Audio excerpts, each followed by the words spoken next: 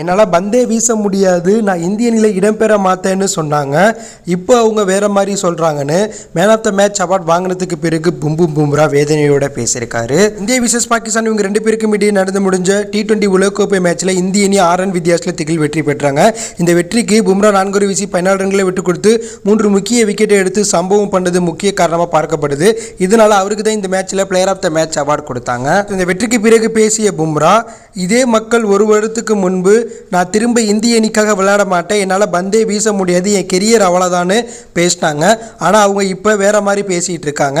ஆனால் நான் அதெல்லாம் பற்றி கவலைப்பட மாட்டேன். என்னுடைய திறமை மேலே எனக்கு நம்பிக்கை இருக்குது. எப்போதுமே ஒரு பந்து வீச்சாளராக எனக்கு முன்னால் இருக்கும் சவால்களை பற்றி தான் நான் பார்ப்பேன்.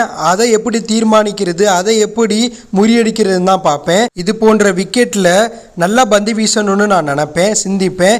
எப்படி பந்து வீசுறது, எதிரணியை எப்படி பெரிய ஷாட் ஆடாமல் கட்டுப்படுத்துறது, எந்த லைன் அண்ட் லென்த்தில் பந்து வீசுறதுன்னு நான் வெளில இருந்து யோசிப்பேன், அதை பற்றி சிந்திப்பேன். இதனால் வெளில இருந்து வரக்கூடிய என்னால் கட்டுப்படுத்த முடியாத விஷயங்களை பற்றி நான் கண்டுக்க மாட்டேன். அதுக்குள்ளே போனால் நான் சிறப்பாக விளையாட முடியாது.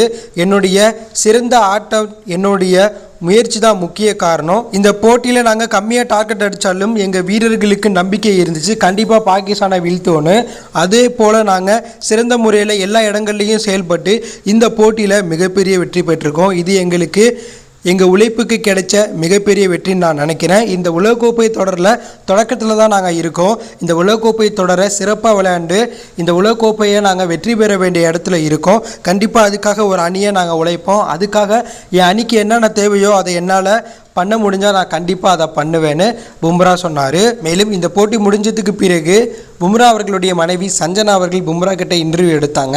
கடைசியில் சஞ்சனா அவர்கள் பும்ராட்ட, இன்னும் அரை மணி நேரம் தான் டைம் இருக்குது, அதுக்குள்ளே டின்னர் எங்கே சாப்பிடணும்னு முடிவு பண்ணி வச்சுக்க, டின்னர் போய் சாப்பிடலாம் அப்படின்னு பும்ரா மனைவி பும்ரா கிட்ட ரொமான்டிக்காக பேசிய வீடியோவும் இணையத்தில் வைரல் ஆகிட்டு இருக்கு.